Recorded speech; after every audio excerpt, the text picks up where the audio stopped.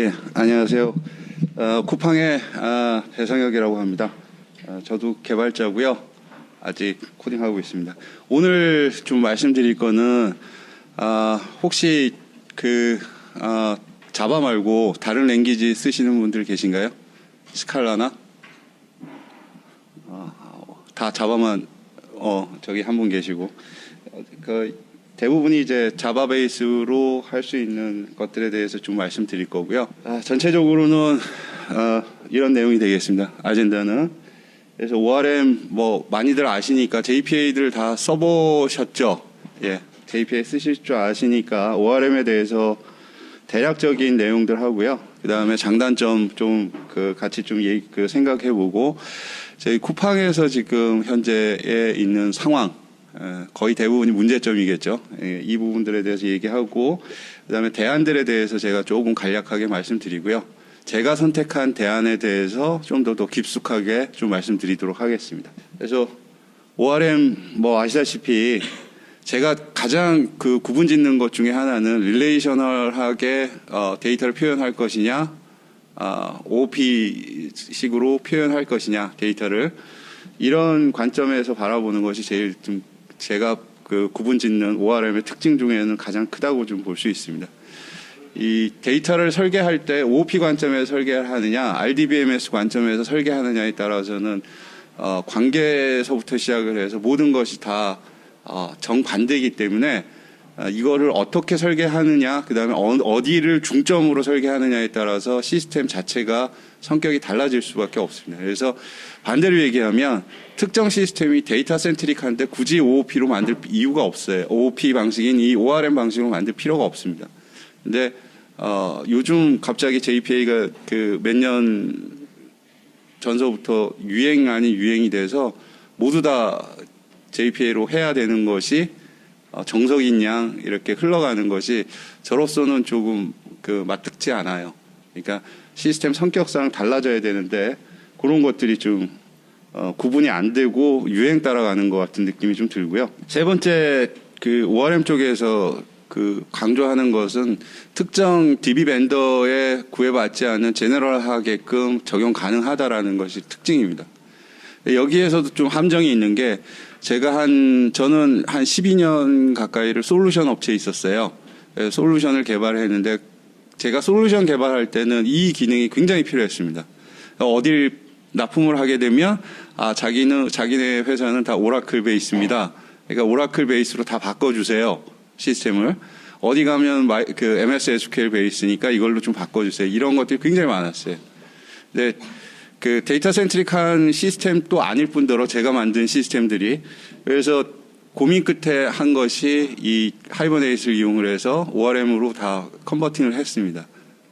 그래서 이제 제품 납품하는 단가라든지 딜리버리하는 기간이 줄어들었는데요. 서비스하는 데서는 저는 왜 이걸 쓰는지는 사실 개인적으로는 잘 좀 이해하기가 힘들어요. 그러니까 제가 이제 솔루션을 만드는 입장에서 이 기능을 보면 좋은데 서비스 쪽에서는 어떤 DB를 뭔가를 하나를 선택을 하면 굉장히 깊숙한 데까지 옵티마이제이션을 해야 되는데 굳이 ORM을 쓸 이유가 있을까라는 생각을 근본적으로 가지고 있습니다. 저는 하이버네이트 네 번째 글은 하이버네이트 홈페이지에 있는 건데요. 얘네들이 기본적인 SQL문의 95%는 자기네들이 커버리지를 할 수 있다 이겁니다. 그러니까 이 얘기는 반대로 5%는 커버리지를 못한다는 소리죠. 그러니까 굉장히 하이엔드에 해당되는 성능을 요구하는 데서는 ORM을 써서는 안 된다라고 보실 수 있어요. 그렇게 이해해 주시면 되겠습니다. 그 다음에 제일 밑에 있는 링크는 왜 ORM을 써야 되는지에 대한 링크니까 그거는 좀 한번 보시면 되겠고요. 제가 장점하고 단점에 대해서 조금 말씀드릴 테니까 그러니까 이건 제가 생각하는 거니까 아마 여러분들하고 좀 다를 수도 있어요. 이 부분에 대해서 좀 나중에는 Q&A 시간에 논의가 좀 됐으면 좋겠습니다. JPA에 제가 보는 가장 큰 장점은 기존에 제가 2000년서부터 이 업계에 보통 들어와서 보니까 모든 설계는 RDBM에서 설계를 하고 그 다음에 비즈니스 로직 하는 쪽에서 되게 약해요. 모든 게 다 디펜던시하게 모든 게 다 흘러가 있었어요. 그때는 그거를 끄집어내는 게 굉장히 중요했습니다. 그러니까 그 DB 안에 들어가 있는 비즈니스 로직을 비즈니스 실제 로직 레이어 쪽으로 빼내는 것이 굉장히 중요했었습니다. 근데 이런 거 하려면 사고방식을 OOP 방식으로 사고방식이 다 바뀌어야 되는데 개발자들이 대부분이 다 데이터베이스 오리엔티드 되는 사람들이 굉장히 많았기 때문에 그런 쪽으로만 많이들 갔었어요. 치중이 됐었어요. 그거를 이쪽으로 당기는데 좀 포커스를 맞췄다고 보고요. 이거의 또 장점 중에 하나가 제가 생각하는 장점은 노에스큐엘로 전환될 때 제가 여러 사람을 봤는데 DB에 굉장히 디펜던시 된 사람들은 노에스큐엘로 넘어가는 걸 굉장히 힘겨워했었어요. 근데 이 JPA라든지 어쨌든 비즈니스 레이어를 그 어플리케이션 레이어 쪽에서 구현을 해봤던 사람들, 그러니까 자료 구조를 훨씬 더 좀 옵티마이제이션 하고 이쪽에서 관리를 해봤던 사람들은 노에스큐엘로 넘어가는 것들이 굉장히 쉬워졌어요. 이런 것들이 장점이 될 수도 있다는 거고요. 여기 두 번째 보시면은 그 릴레이션이라든지 컨스트레이트에 대한 정보들을 굳이 알 필요 없다라는 거. 그다음에 DB의 그 특정 DB들만의 기능들을 갖다 굳이 쓸 필요 없다라는 거. 이게 장점이 될 수도 있고 단점이 될 수도 있어요, 사실은. 근데 여기에서는 장점을 하고 우선 좀 놓을게요. 그다음에는 이게 어떤 사람들한테는 좀 이해가 안 되는 말이지만 학교에서 다 SQL 이 쿼리 구문을 배웠던 사람들한테는 아무런 게 없겠지만 저처럼 파이베이스에서 시작한 사람은 SQL 구문을 따로 배웠어요. SQL 문장, SQL이라는 언어죠. 언어를 따로 배웠어요. 배울 때 힘들었어요, 사실 저는. 그러니까 C를 할 때 자료 구조를 다룰 때 자료 구조만 다뤘지 데이터베이스의 이 쿼리 문장을 배우는 것도 저로서는 힘들었어요. 근데 반대로 그 학교에서 요즘은 다 쿼리 문장을 SQL 구문들 같은 것들을 다 학습하고 나오기 때문에 반대로 이게 친숙할 수도 있을 거예요. 근데 저 같은 경우에는 이런 건 친숙하지 않았었어요. 왜 이렇게 해야 되는지도 사실은 좀 고민이 됐었고요. 여러분들 JPA 쓰시면서 많이 쓰는 쿼리 DSL 같은 경우들을 가지고 쓰시는데 제가 말씀드린 건 문장으로 쓰는 거냐 코드로 만드는 거냐 스테이트먼트를 만드는 거냐 이 차이가 사실은 굉장히 크거든요. 그러니까 뭐 나중에 밸리데이션 문제도 있고 런타임 시에 체크를 할 거냐 컴파일 타임에 체크를 할 거냐 이런 문제들도 있듯이 이 부분에 대해서는 문장이냐 아니면 API냐 이 차이로 좀 크게 보실 수 있을 것 같아요. 그래서 API로 제공한다는 거는 훨씬 더 안정적이고 나가서는 타입 세이프하게 나갈 수도 있어요. 근데 아직 하이버네이션이라든 JPA는 그까지는 못 나갔지만 단넷 계열의 N하이버네이트 같은 경우에는 타입 세이프까지 나가 있어요. 그 기능이 제공되고 있습니다. 그다음에 기본적으로는 JPA가 스테이트 리스가 아니라 스테이트 프리죠. 그 하이버네이트 자체가 스레드 컨텍스트에 물려 있죠. 근데 이것도 스테이트 리스 하게 할 수는 있어요. 근데 JPA 말고 하이버네이트는 그게 가능해요. 근데 JPA만 알고 계신 분들은 이 기능이 있는지조차도 잘 모르세요. 근데 고가용성 내지는 하이스루풋에 해당되는 부분에서는 이 스레드 컨텍스트에 제한을 받는다라는 것은 굉장히 큰 흠이에요. 요것들이 스루풋을 높일 수 있는 이 부분을 막고 있어요. 그래서 저 같은 경우에는 시스템 설계할 때 하이 스루풋이 필요한 부분에서는 절대 JPA 쓰지 말라라고 지침을 내리고 있어요. 근데 기존에는 지금 다 그렇게 쓰고 있고요. 단점을 좀 볼게요. 반대로 SQL 구문을 다 아시고 계시는 분들은 JPQL에 대해서 굉장히 힘들어 하실 거예요. 그래서 쿼리 DSL을 쓰시겠죠. 여러분들이.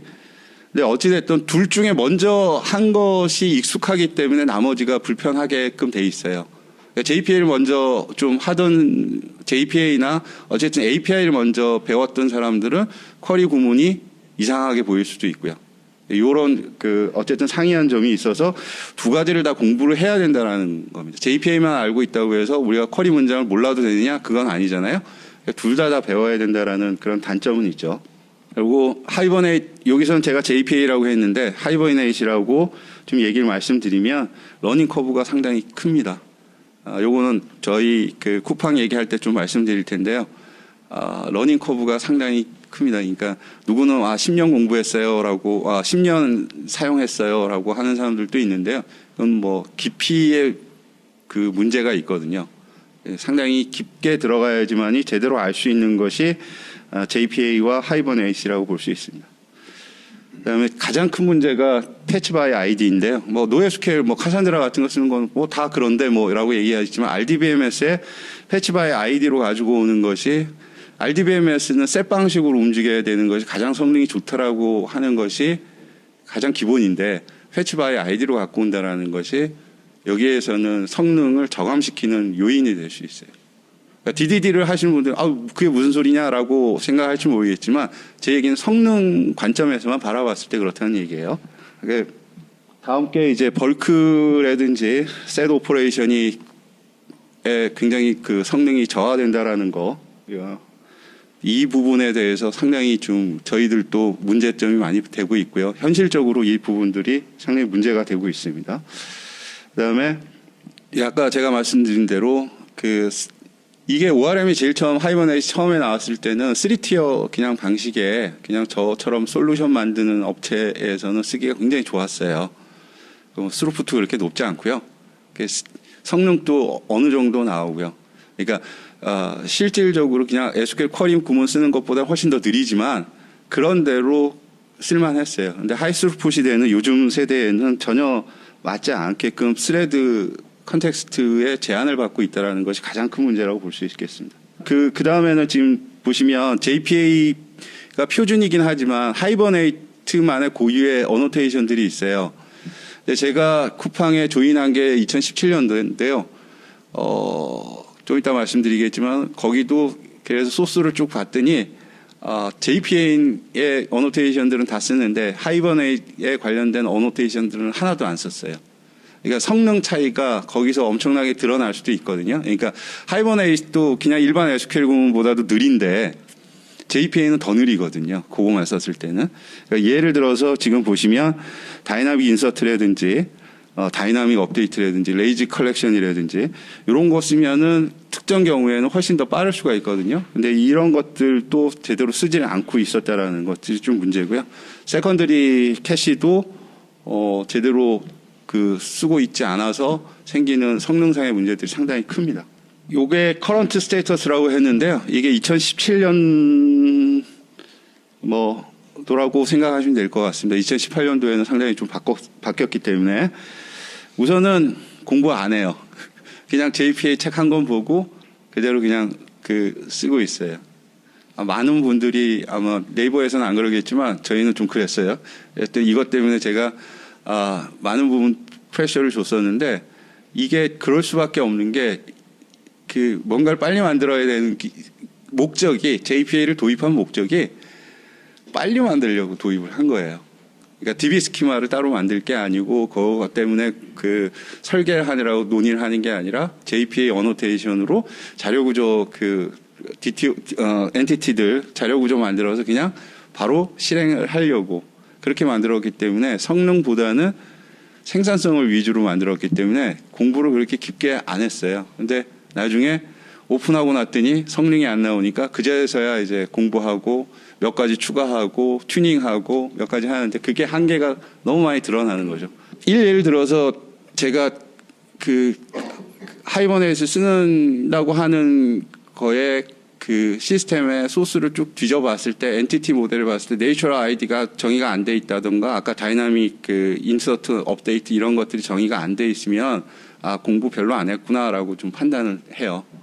그러니까 저희 쪽에서도 보면 여러분들한테 해시 코드하고 자바 엔티티의 이퀄스에 대해서 재정의를 하십니까? 라고 물어봤을 때 여러분들 하시나요? 엔티티들마다 다? 예, 그런 것들에 대한 고민이 별로 없는 게끔 다 만들어 놨어요, 엔티티들을. 네이처럴 아이디는 이렇게 보시면 됩니다. 여러분들이 생각하시는 아이디는, 엔티티의 아이디는 시스템에서 제공해주는 아이덴티파이어죠. 그게 아니라 비즈니스적으로 아이덴티파이어가 필요할 때가 상당히 많이 있습니다.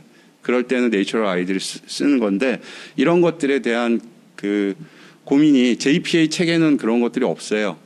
하이버네이션은 있는데 그런 것들이 좀 부족한 것들이 많은데 그런 것들을 공부를 안 한다는 거고요. 그다음에 저희 쪽이 2015년인가요? 마이바티스에서 한꺼번에 확 넘어갔다고 그러더라고요. JPA로. 그러니까는 전사가 한꺼번에 넘어갔다고 하는 얘기는 어떻겠어요? 잘하는 팀도 있고 못하는 팀도 있고 그렇겠죠. 못하는 팀은 또 숨겨놓고 그죠? 그러니까는 지뢰밭을 만들어 놓고 그렇게 하는 경우가 상당히 많았죠. 그런데다가 제가 봤을 때 그 설계에 대한 정책들이 이렇게 있었는데 정책들이 잘못된 게 너무 많이 있었어요. 너무나 교조적으로 만들어 놓은 정책들을 많이 썼어요. 그러니까 무조건 엔티티들은 아이디가 있어야 돼. 고유의 아이덴티파이어를 가져야 된다.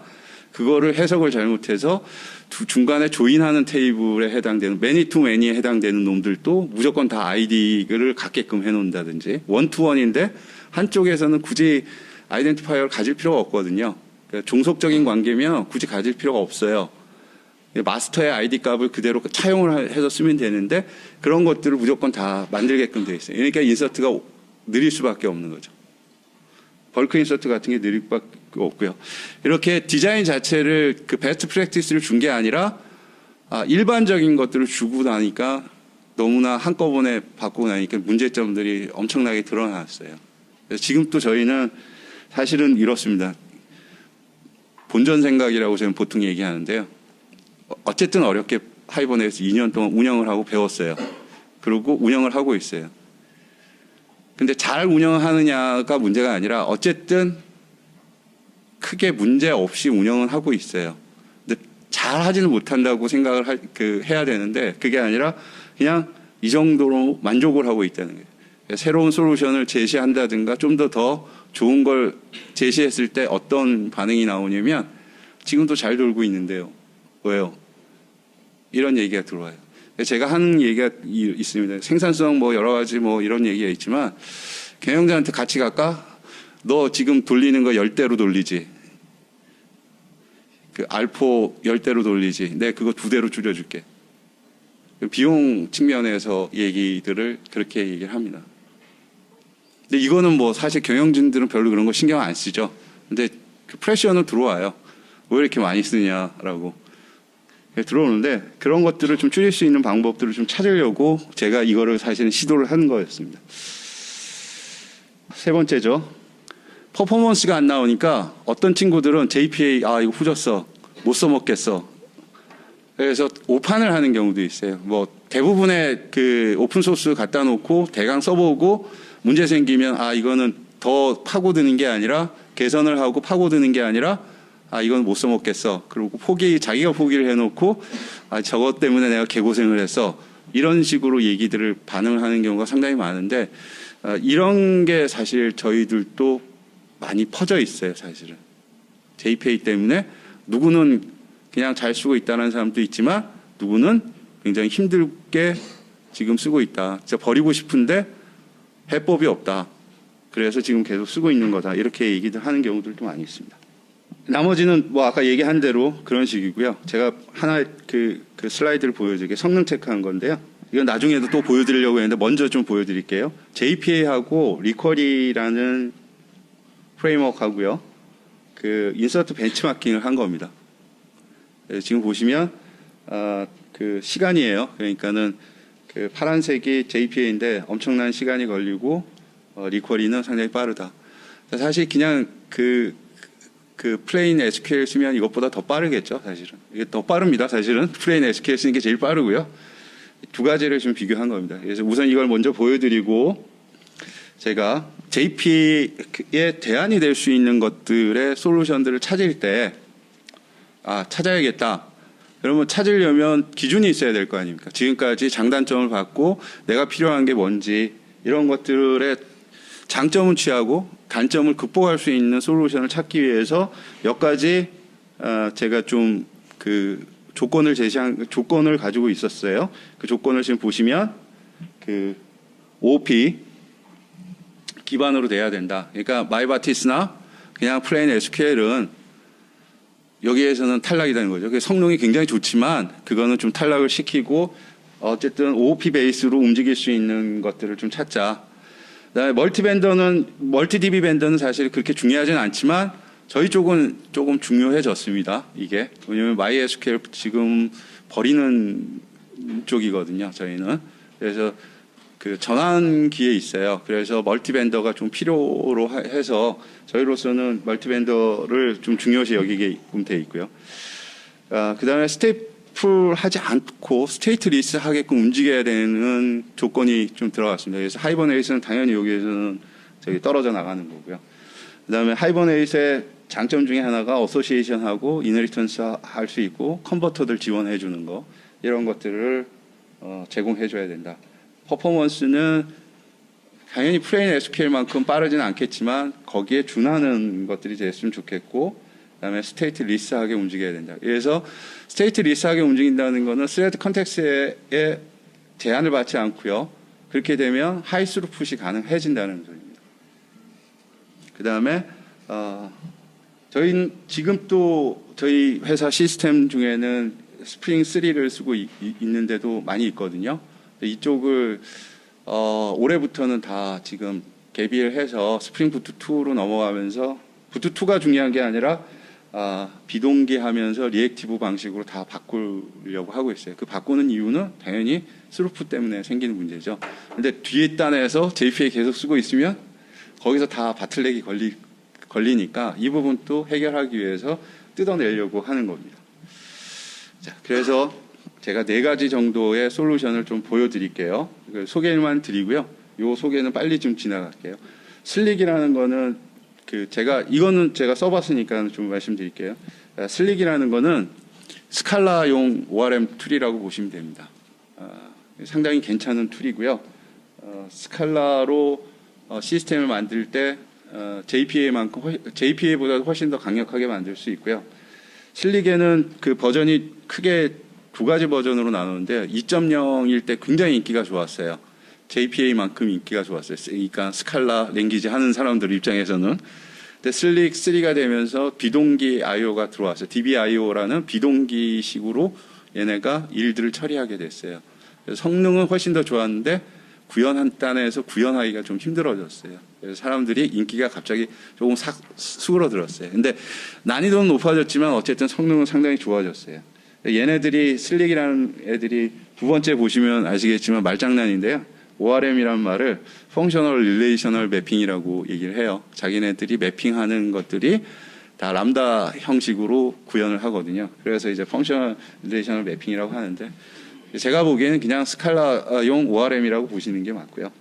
스테이트리스하게 움직이기 때문에 얘도 성능 상당히 좋습니다.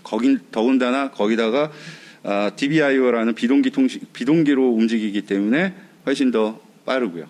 잠깐만 보시면 스칼라는 이런 식으로 케이스 클래스를 만들고요. 그 다음에 테이블, 유저 테이블 같은 거 이렇게 만들 수가 있어요. 보시다시피 그냥 쭉 스칼라 코드를 보시게 되면 이런 식으로 이제 쓸 수 있게끔 되어 있습니다. 그러니까 데피니션은 비슷해요. 그러니까 어노테이션을 안 쓰고 람다 형식으로 쓴다든지 이런 식으로 쓴다라는 겁니다. 쿼리 구문을 보면 얘네들의 목표가 뭐냐면 사실은 자바 8 나오기 전에 람다 나오기 전에 그 스칼라에서는 벌써 자기네들이 람다식을 다 익스프레션을 다 제공했기 때문에 모든 쿼리들을 그 방식으로 컬렉션에 해당되는 메소드들로 제공할 수 있도록 다 만들어 놨어요. 그래서 보시다시피 필터라든지 그런 방식으로 움직일 수 있도록 그렇게 다 만들어져 있습니다. 조인도 다 가능하고요. DML은 아까 보시다시피 테이블 만든다든지 이런 것들도 얘네들이 다 제공을 하고 있습니다. 트랜잭션도 마찬가지로 지원을 하고 있고요. 비동기 하는 것도. 그다음에 성능상에 큰 문제가 생길 때는 일반적인 날 쿼리도 제가 이제 플레인 SQL 구문도 지원을 하고 있어요. 이렇게 되면 만약에 스칼라로 모든 시스템을 만드는 쪽에서는 이 슬릭을 사용하게 되면 상당히 이점이 있습니다. 왜 제가 이거를 하냐면 저는 이거 가지고 헬스케어 시스템을 하나를 만들어 봤었고요. 그다음에 여기 왔더니 갑자기 자바 안 하고 다 스칼라로 넘어가자는 팀이 있었어요. 그 팀 코칭을 해주면서 이거를 좀 도입을 시켰었어요. 이제 너무 어려워들 하더라고요. 네, 다음은 주쿠라는 거 아실 분들은 아시겠지만 가장 도입하기 쉽고 편한 걸 수 있어요. 여러분들 아예 마이바티스만 쓰시던 분들이면 이걸로 넘어가기를 저는 개인적으로는 추천을 합니다. 이것도 단점이 있긴 있는데 우선은 뭐 내용보다는 요거부터 먼저 보시죠. 그 쿼리 문장들 보시죠. 옆에 게 이제 쿼리 문장이고요. 저 옆에 게 그 주쿠를 사용한 API로 쓰시는 겁니다. 거의 똑같죠. 그러니까 쿼리 문장을 아시면 그냥 자바 API가 그대로 나온다고 보시면 되고요. 마이바티스보다 훨씬 더 편하게 쓰실 수 있다라는 겁니다. 그러니까 요거는 제가 봤을 때는 어떤 느낌이냐면 발전된 마이바티스로 좀 성격을 규정을 하고 싶어요. 얘가 다 좋은데 하나의 단점은 DB 퍼스트예요. DB에서 스키마 다 만들고 다 만든 다음에 그 다음에 DB 스키마로서부터 자바 클래스들을 제너레이션 해야 된다는 겁니다. 요 차이가 있죠. 요거는 저로서는 그 용납이 안 되는 OOP 쪽에 오리엔티드 돼서 클래스를 먼저 설계하고 그 다음에 이제 DB 옵티마이제이션 후순위로 생각하는 조금 그런 생각을 가진 사람들한테는 조금 맞진 않아요. 근데 정말 데이터 센트릭하고 마이바티스를 씻은 분들이 조금 버그를 좀 개선하고 좀 더 빨리 쓸 수 있다 그러면 주쿠도 좋은 방안 중에 하나라고 보실 수 있어요. 네, 두 번째 거 밑에서 두 번째 말이 조금 운영할 때 문제인데요. DBA가 따로 있는 팀들 같은 경우에는 오소리티를 안 주잖아요. 그 오너 권한을 안 주잖아요. 이럴 때는 좀 문제가 될 수 있습니다. 오너 권한이 있어야지만이 그 스키마를 다 제너레이션 할 수가 있는데 이런 좀 문제점이 좀 있다는 거. 그다음에 리쿼리는 제가 좀 더 자세히 설명할 거기 때문에 빨리 하고 넘어갈게요. 이거는 좀 이따 또 나오는 내용입니다. 그 화면만 조금 보시면 비슷해요. JPA랑 엔티티라는 어노테이션 붙이고요. 그 다음에 ID 대신에 key라는 어노테이션 붙이고 generated value 대신에 generated라는 거 붙이고 one to many 컨버터 뭐 이런 식으로 좀 붙이는 거 보시면 이거 JPA 아닌가라고 금방 보면은 그럴 수 있는 착각할 수 있는 그런 내용들이에요. 근데 내용 그 실제 구현체는 전혀 다르고요. 그래서 그 내용들은 좀 이따 자세하게 좀 말씀드릴게요. 쿼리 문장 좀 보시면 이런 식입니다. 여러분들 쓰시는 게 쿼리 DSL 쓰는 거와 유사하게끔 돼 있을 거예요. 근데 쿼리 DSL은 그 동적으로 그 제너레이션 어노테이션으로 제너레이션 시켜야 되잖아요.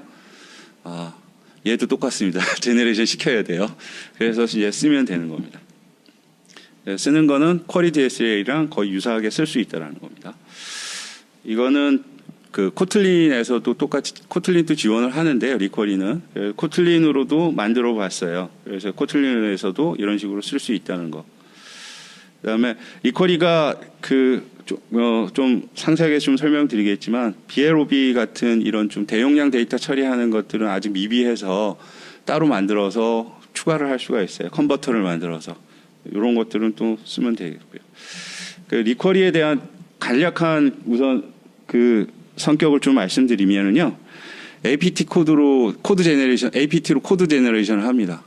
하이버네이처럼 리플렉션을 사용한다든지 그런 식으로 쓰는 게 아니라 프락시를 쓰는 게 아니라요. 코드를 아예 제너레이션을 시켜버려요. 그러니까 주쿠나 마찬가지로 똑같이 이렇게 하는 거고요. 그래서 속도가 인스턴싱이라든지 이런 것들이 속도가 상당히 빠릅니다. 여러분들이 요즘은 페이징해서 뭐 10건, 뭐 100건 뭐 이렇게 갖고 오지만 어디서는 10,000건 이상 그 메모리에 로드해야 될 경우가 있잖아요. 그때는 인스턴싱 속도가 자바의 인스턴싱 속도가 상당히 빠르지만 엄청나게 빠르지만 여기서도 차이가 엄청나게 날 수가 있어요. 이런 그 엔티티들의 인스턴싱과 관련돼서는 이게 건수가 많아질수록 레코드 수가 많아질수록 속도 차이가 엄청나게 벌어질 수 있다라는 겁니다. 그래서 그 성능상에서 상당히 많은 이점이 있고요. 스키마 제너레이션도 되기 때문에 제가 원하는 바가 됐고 그다음에 넘버러킹 API가 돼서 리액티브도 지원을 해요. 이거 이렇게 해서 저로서는 상당히 이 부분에 대해서 많은 점수를 받았고요. 얘가. 그다음에 이제 좀 업서트 기능까지 있어요. 그래서 MySQL이나 PostgreSQL도 업서트 기능이 있어서 우리가 보통 많이 하는 그 웹에서는 내려보내고 DTO로 내려보내고 받은 다음에 찾지 않고요. 아이디로 찾지 않고 그냥 업서트를 치면 다이렉트로 들어갈 수 있도록 업데이트가 될 수 있도록 그렇게 구성될 수가 있어요. 그래서 IO가 반 이상 줄게 되겠죠. 그래서 어노테이션도 JPA랑 유사해서 JPA를 아는 사람들은 빨리 배울 수가 있다는 점도 되겠고요. 왜? 그 엔티티들이 컴파일 타임에 밸리데이션 되는 거는 뭐 모든 ORM들이 다 그렇게 되는 거니까 뭐 장점이라고 볼 수는 없겠죠. 자, 익스포즈는 제가 코틀린을 사용하기 때문에 주 언어로 코틀린을 사용하기 때문에 그냥 집어넣어 봤습니다. 요거는 아까 스칼라에 슬릭이라는 ORM 툴이 있다고 했지 않습니까? 그거를 흉내내서 만들었다고 보시면 됩니다. 뭐 흉내내지는 이 미국 애들은 영감을 얻었다고 말을 자주 쓰는데 어쨌든 그거 힌트를 얻어서 만들었다고 보시면 되고요. 코틀린용 SQL 프레임워크라고 해서 얘도 펑셔널하게 그 정의를 할 수 있고 엔티티를 정의를 할 수 있고 다 쓸 수 있어요. 그래서 얘도 스테이트리스하게 움직일 수 있고 요즘 이제 JPA 빼놓고는 다 스테이트리스라고 보시면 됩니다. 그렇기 때문에 성능상의 이점도 상당히 많이 있어요. 근데 단 하나는 얘는 아직 메이처가 안 돼 1.0이 아직 나오지 않았기 때문에 지금 또 많이 쓰고 있는 데는 많이 쓰고 있는데 아직 그 뭐 추천은 그 운영 시스템에 써보자라고 저도 감히 얘기는 못하는 내용이에요.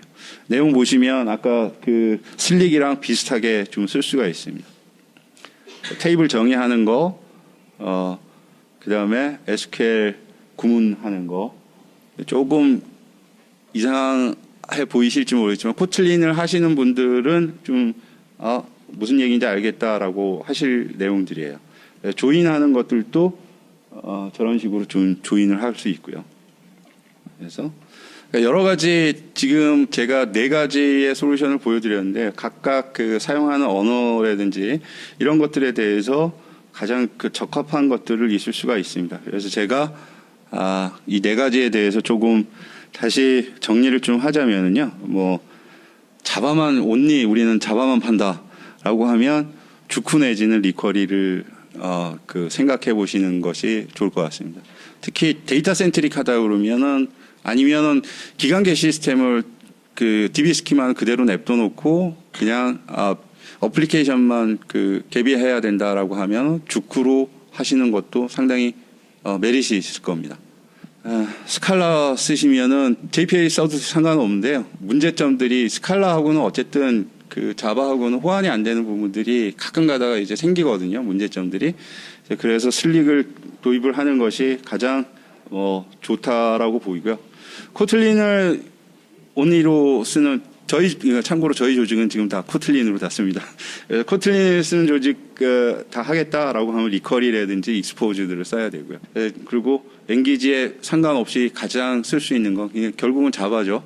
리커리를 쓰시면 제일 좋을 것 같다라고 제 개인적으로 결론을 내리고 저희 회사에서는 특히 저희 팀과 저희 회사에서는 리커리를 지금 많이 좀 쓰려고 노력을 하고 있습니다. 리쿼리에 대해서 제가 그러면 좀 더 자세히 좀 말씀드릴게요. 제가 왜 리쿼리를 선택을 하고 리쿼리 내부까지 파고들어서 이게 괜찮으니까 새로운 것까지 제가 만들었는데 그것까지 좀 말씀드릴게요. 그래서 왜 리쿼리를 했고 매핑은 어떻게 하는 거고 그다음에 여러분들이 아시는 JPA 엔티티 매니저이죠. 그거에 해당되는 엔티티 데이터 스토어가 무슨 역할을 하는 거고 그다음에 혹시 코틀린의 코루틴에 대해서 좀 들어보신 분 계십니까? 아시는 분? 들어는 보셨나요? 아까 리액티브 얘기한 거랑 좀 비슷한 건데 코틀린에서는 코루틴이라는 게 있어서 비동기로 프로그래밍 하기가 상당히 편합니다. 그래서 그거까지 할 수 있도록 저희가 만든 거에 대해서 좀 소개를 드릴게요. 리쿼리는 제가 만든 건 아니고요. 지금 미국 애가 만들었는데 미국 애가 만든 거를 찾다가 보니까 제가 제일 처음에 이 리쿼리를 오해를 한 것 중에 하나가 안드로이드를 제공한다라는 것이 제가 마음에 걸렸어요. 안드로이드 쪽에. 그러니까 얘네들이 맨 처음에 커뮤니티에서 이슈들 왔다 갔다 하는 걸 보면 거의 대부분 SQLite에 대한 내용들이 상당히 많이 있었어요. 처음 초창기에는. 그래서 뭐 이거 그 안드로이드에서만 쓰는 거겠네, 그 백엔드에서 못 쓰겠네라고 생각을 했었어요. 그래서 한동안 안 쳐다보다가 다시 이제 들어가 보니까, 다시 좀 자세히 보니까 자바하고 코틀린하고 백엔드에서 쓰기에도 무리 없이 쓸 수 있겠구나라고 판단이 들어서 좀 더 이제 깊이 들어간 거고요. 내용을 보시면 하이버네이트 프락시 개념이 없어요. 그렇기 때문에 레이지 이니셜라이즈라는 개념이 없어요. 그러니까 여러분들 마이바티스랑 똑같다고 생각하시면 돼요. 인스턴스 만들면 그냥 갔다 와서 인스턴스 만들어 주는 거기 때문에 속도가 상당히 빠르다라는 거. 그래서 그런 부분이 있고요. 그 다음에 하이버네이트에는 JPA의 쿼리 DSL처럼 부가적으로 뭔가 라이브러리가 필요한 게 아니라 얘는 자체적으로 제네레이션 된 그 코드 내에 쿼리 문장을 만들 수 있도록 다 제공을 해줘요. 그렇기 때문에 한 단계로 다 끝나기 때문에 좀 더 빠르고 편하다고 볼 수 있고요. 그 다음에 아까 제가 말씀드린 업서트 기능이 저로서는 상당히 매력적이라서 이걸 파고들었다고 보시면 됩니다. 그 다음에 뭐 대부분의 ORM들이 다 하는 컴파일 타임 엔티티 쿼리 밸리데이션들 다 제공되고요. 그 다음에 엔티티가 스테이트리스 하다는 것이 가장 저는 중요하다고 봐요. 성능, 저희 쪽 성능 관련된 부분들에 대해서는. 하이버네이트는 죽었다 깨나도 할 수 없는 부분들이 이 부분이기 때문에 어찌됐건 좀 스루풋이 높은 부분은 이렇게 바꿀 수 있었으면 좋겠다. 그 얘기가 이제 스레드의 제한을 받지 않는다는 얘기나 마찬가지입니다. 그 다음에 RX 자바하고 자바8의 컴퓨터 퓨처를 이용한 비동기로 작업도 할 수 있게끔 돼 있어요. 얘가 지원을 해요. 그렇기 때문에 트랜잭션에 큰 무리가 없는 부분이라면 이런 식으로 해서 성능을 훨씬 더 개선시킬 수가 있다는 겁니다. 스루풋을. 아까 제가 말씀드린 대로 ORM이라고 하면 제가 가장 기본적으로 생각하는 게 당연히 엔티티 매핑이 돼야 되는 거겠죠. 코드상으로. 그다음에 스키마 제네레이션도 돼야 되고요. 어떤 벤더에 상관없이 돼야 되고, 그다음에 컴파일 타임 에러 디텍팅이 돼야 된다는 거. 이거는 ORM을 한다고 하면 이 세 가지는 무조건 돼야 되는 그 프레임워크인데, 이런 것들이 안 되는 거는 ORM이라고 얘기를 못 하는 거니까요. 이것들은 다 된다고 보시면 되고요.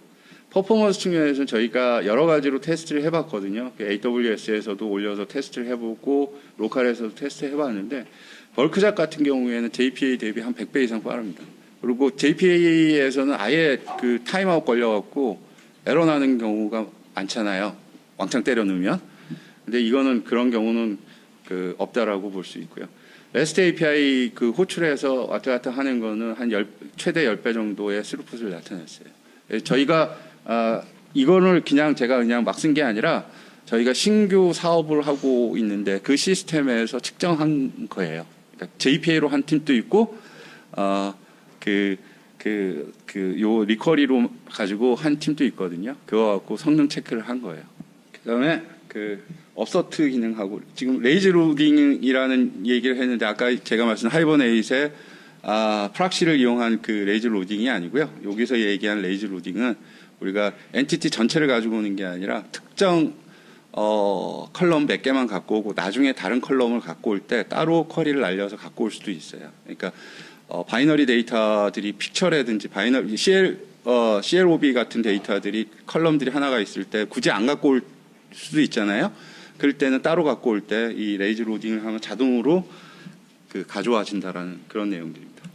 아까 슬라이드는 한번 보셨으니까 이게 그만큼 성능 차이가 나는 거고요. 요거는 참고로 JMH로 측정을 한 거니까 그냥 마구잡이로 측정한 건 아니고요. JMH로 측정한 거니까 굉장히 정확하다고 보시면 되겠습니다.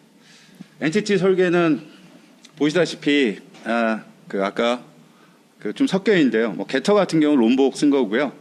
엔티티, 그다음에 테이블 요거 쓴 거는 비슷하죠. JPA랑. 그다음에 키 제너레이션 되는 것도 비슷하고요. 그다음에 원투원 포린 키 잡는 거 라든지 매니 투 매니 잡는 거, 이것들이 좀 더 쉽죠. 간결하죠. 그러니까 JPA나 하이버넷보다는 훨씬 더 간결해요. 그만큼 간결하다는 얘기는 기능은 좀 떨어진다는 겁니다. 그런 부분들에 대해서는.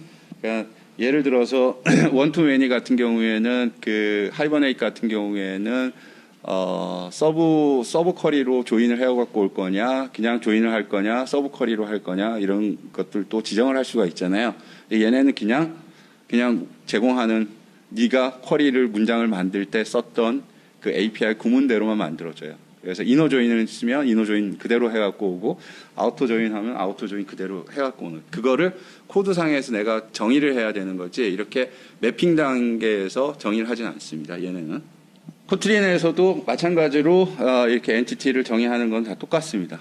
그래서 여러분들 코틀린을 그러니까 저희 같은 경우에는 자바도 쓰고 코틀린을 쓰는 경우기 때문에 혼용해서도 쓰기 때문에 상당히 이 부분에 대해서는 조금 저희로서는 좀 점수를 주는데 자바만 쓰는 데서는 굳이 큰 의미는 없죠. 나머지는 지금 엔티티 데이터 스토어가 엔티티 매니저라고 보시면 됩니다. 그래서 세이브, 뭐 업데이트 그런 거 있듯이 얘네들도 똑같은 기능들을 다 제공을 하고 있다는 겁니다. 나머지 뭐 그 기능들은 다 제공을 하고요. 제일 밑에 로우라는 것이 플레인 SQL 구문을 실행시켜주는 놈입니다. 그러니까 정말로 옵티마이즈된 쿼리 구문을 내가 실행시켜야 되겠다 하실 때는 이 방법을 써서 그러니까는 그 도어를 하나 더 열어준 거죠. 예, 그렇게 쓰시면 되는 겁니다. 그래서 그 예제를 조금 보시면 제 위에 거서부터 보시면 그냥 인서트하고 그다음에 로딩하는 거 하고 보시면 비슷하죠. 요거는 참고로 제가 주 언어를 코틀린을 썼기 때문에 코틀린 문법입니다. 그러니까 자바 문법은 아니에요. 근데 비슷하게 쓸 수 있습니다. 이렇게 지금 보실 수 있고요. 셀렉트 하는 거 하고 업데이트 치는 거 하고 인서트 하는 거 하고 다 지금 들어가 있습니다. 그 다음으로는 조금 모르시겠지만은 저로서는 굉장히 이거는 제가 만든 건데 저로서는 굉장히 애착이 가는 건데 이게 여러분들 리액티브 RX 자바 쓰시듯이 비동기 프로그램 하시듯이 코틀린에서는 코루틴을 이용해서 비동기 프로그래밍이 가능해요. 물론 JDBC가 블로킹을 하지만 그 뒷단에 아까 제가 말씀드린 대로 엔티티를 리절트 셋으로부터 인스턴싱 하는 그 단계가 비동기로 되면은 상당히 훨씬 더 CPU를 더 효과적으로 쓸 수 있거든요. 효율적으로. 그 부분을 제가 좀 말씀드리는 건데요. 지금 코루틴을 이제 사용을 하게 되면 유저를 가지고 오는데 비동기로 가지고 옵니다. 그래서 어웨이트를 한 다음에 실제로 데이터를 인스턴싱한 데이터들을 이제 보는 거고요.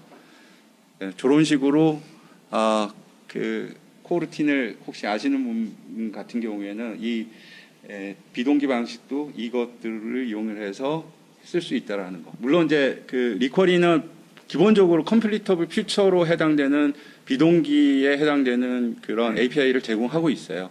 그러니까 그거 쓰면은 자바에서는 그거 쓰면 되고 RX 자바용을 써도 상관없습니다. 근데 이거 코틀린용으로 이런 것들도 지원한다라고 말씀드릴 수 있습니다. 다음으로는 제가 리쿼리가 좋다고 막 이렇게 얘기했어요. 그러니까 관심이 계신 분들은 한번 보시겠죠.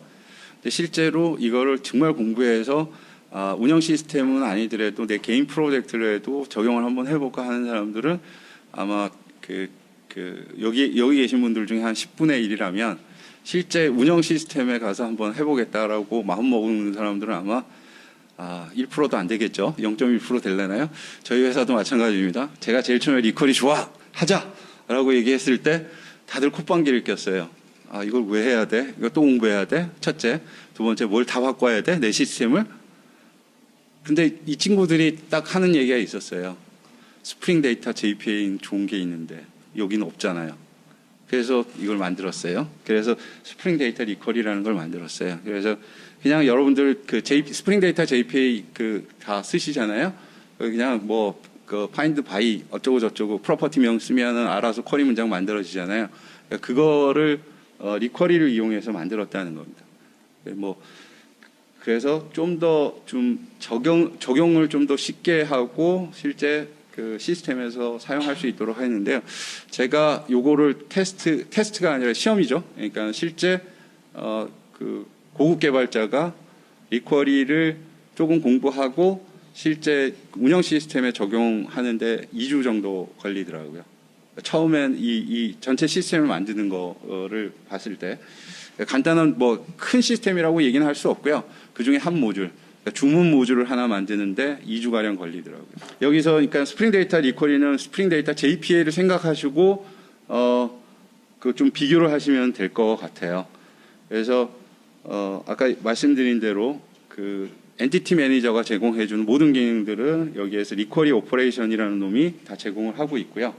그다음에 트랜잭션 매니저가 제공이 됩니다. 그래서 스프링의 트랜잭셔널이라는 어노테이션 있잖아요. 그걸 다 준수를 해서 얘네들이 다 제공을 하게끔 그렇게 만들어져 있습니다.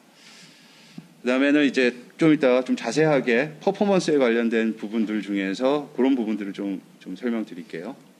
리퍼지터리는 아까 지금 말씀드린 대로 find by 뭐 이런 식으로 다 될 수 있고요. by property name으로 그 쿼리 문장들을 그 함수들을 다 만들어 준다는 거가 있고요. 그다음에 쿼리 어노테이션 그 세 번째 쿼리 어노테이션을 쓰면 그 플레인 SQL 구문도 되고요. 그다음에 자주 안 쓰시지만은 꼭 저는 이걸 좀 많이 쓰라라고 얘기하는 게 하나가 쿼리 바이 이그젬플입니다. 요것도 같이 지원이 되고 있습니다. 그런데 여기에서 제가 그 리쿼리 자체의 제약사항 때문에 제공하지 않는 것이 두 가지가 있는데 크게는 두 가지가 있는데요. 하나는 조인과 관련돼서는 아까 제가 말씀드렸듯이 조인에 대해서는 그 개발자가 명시를 해줘야 되거든요. 얘네는. 그러니까 어노테이션에서 그 특별하게 그 지정을 하는 것이 없기 때문에 쿼리는 다 지정을 해야 돼요. 그래서 어노테이션 패스에 해당되는 놈들에 대해서 자동으로 쿼리 문장을 만들어 주진 못해요. 그다음에 두 번째 게 네임드 파라미터에 해당되는 것이 지금 현재로서는 지원이 안 되는데요. 요거는 제가 만들어서 리쿼리에 그 PR을 보냈어요. 그래서 걔네가 적용이 되면 요거는 그 바로 지원이 될 겁니다. 셋업하는 거는 뭐 그 큰 의미가 없고 이것도 그 스프링에서 셋업하는 거니까요. 요거는 뭐 별 필요 없고 지금 보시다시피 그냥 일반적으로 쿼리 어노테이션 써서요. 여러분들 그냥 쓰시는 그냥 그 일반적인 쿼리 문장들 그대로 쓸 수 있다는 거고요. 요거는 이거는 별로 재미없죠. 이거는 쿼리 바이 이그젬플이라는 걸 보시면 요거는 이제 그겁니다. 내가 찾아야 될 데이터를 외월절로 만드는 게 아니라 비슷한 인스턴스를 하나 만든다면 내가 찾고자 하는 이그젬플이라고 얘는 얘기해요. 거기다가 내가 원하는 그 필터링을 해야 되는 것들에 대해서 속성들에다가 값을 세팅을 해요. 그다음에 던져주면 이거와 가장 유사한 놈들을 쿼리 문장을 만들어서 그걸 찾아주는 거라고 보시면 됩니다. 그래서 지금 보시면 위에 네 번째 줄에 이그젬플 유저라고 있죠. 거기에 네임을 EXA라는 대문자로 쓴 다음에 그걸 이제 던져주면 EXA로 시작하는 놈들을 다 찾아준다라고 보시면 됩니다. 네임에 해당되는 것. 이게 좋은 게 우리가 그 예전에는 웹페이지에서 검색하면은 뭐 제목은 뭐는 뭐 이렇게 외월절을 만들어 쓰기도 하고 이렇게 하는데 굳이 그럴 필요 없이 우리가 엔티티 그러니까 OOP를 하고 있다면 이렇게 엔티티를 이그젬플로 만든 다음에 입력된 값들만 속성들만 세팅을 한 다음에 이거를 그냥 쿼리로 던지면 되는 거예요. 이거를 잘 사용을 안 하시더라고요. 그다음에는 그 JPA의 가장 장점이죠. 쿼리 바이 프로퍼티.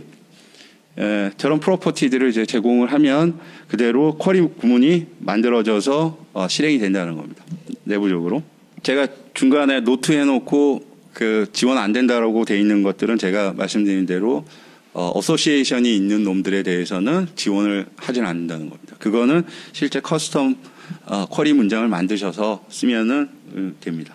다음은 그 제가 그 슬라이드를 그러니까는 JPA하고 리쿼리하고 내부 코드를 비교를 했어요. 그러니까 스프링 데이터 JPA에 있는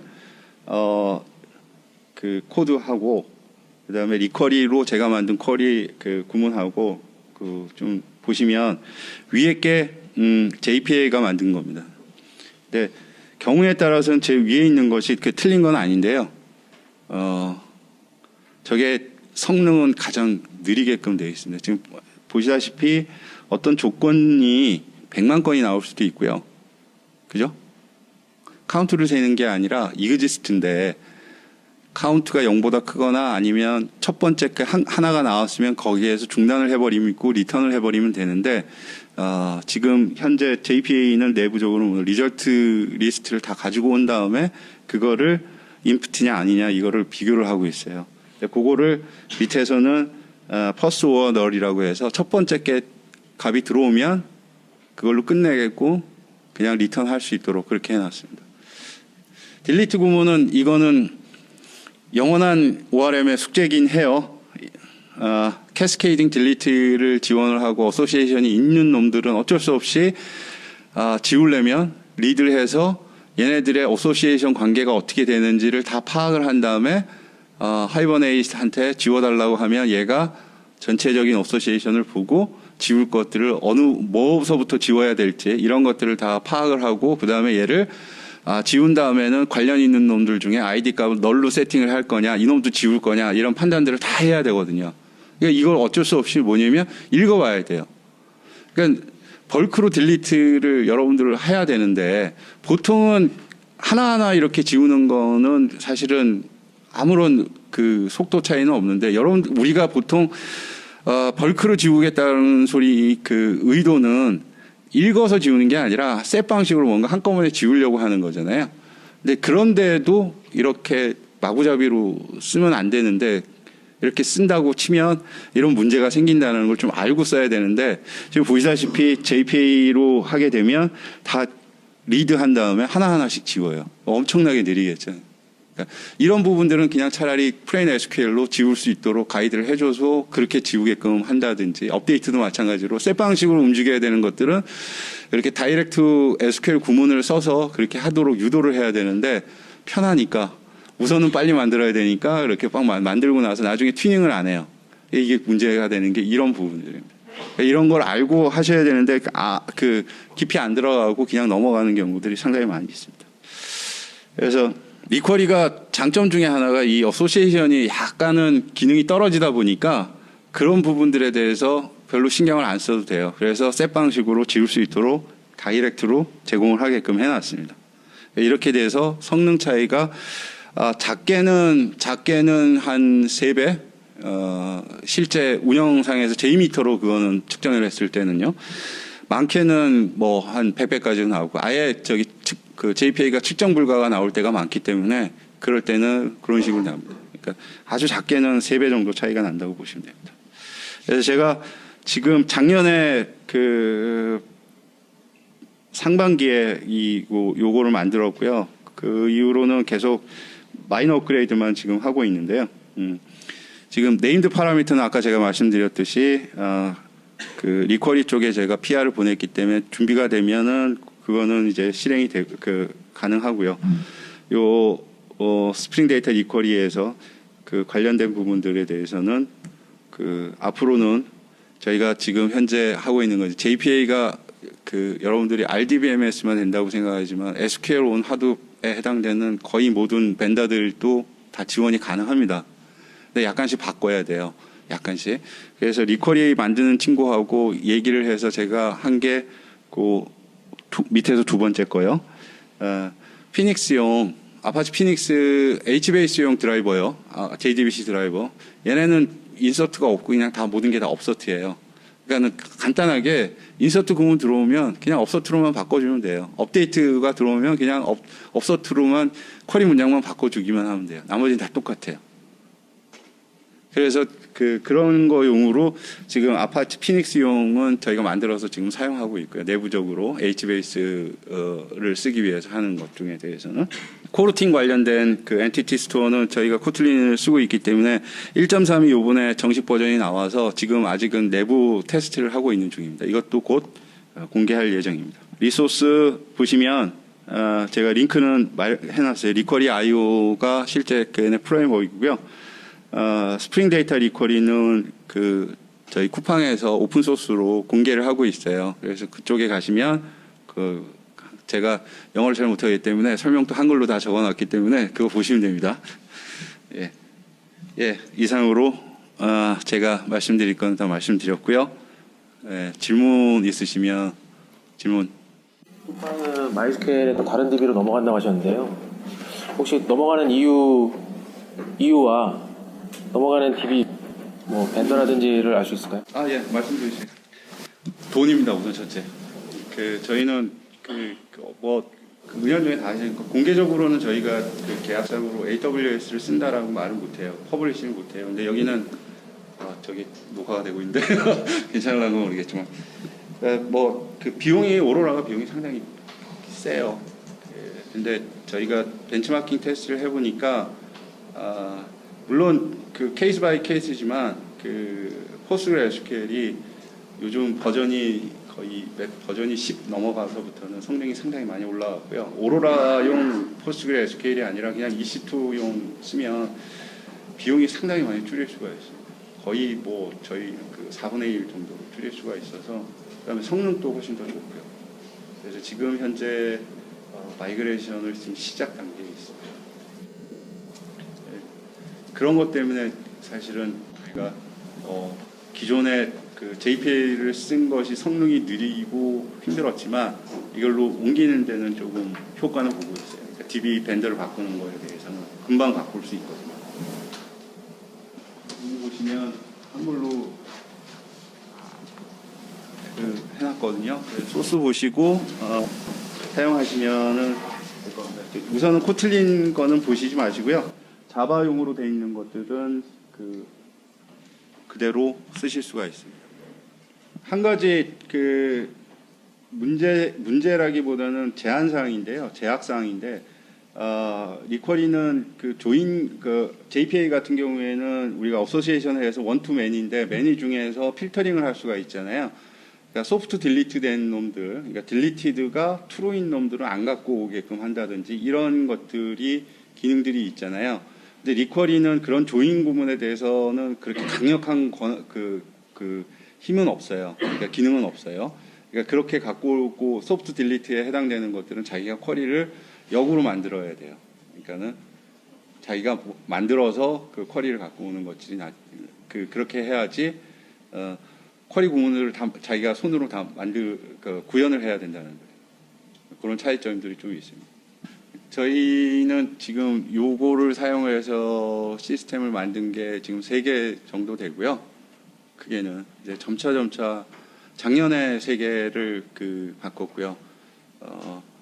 그게 간단한 거 아니고 아주 큰 거, 작은 거 2개, 그다음에 아주 큰 거 시스템 하나, 이렇게 보시면 될 것 같고요. 올해는 아마 이쪽으로 상당히 많은 부분들이 넘어갈 걸로 예상을 하고 있습니다. 예, 저는 이렇게 발표를 마치도록 하겠습니다.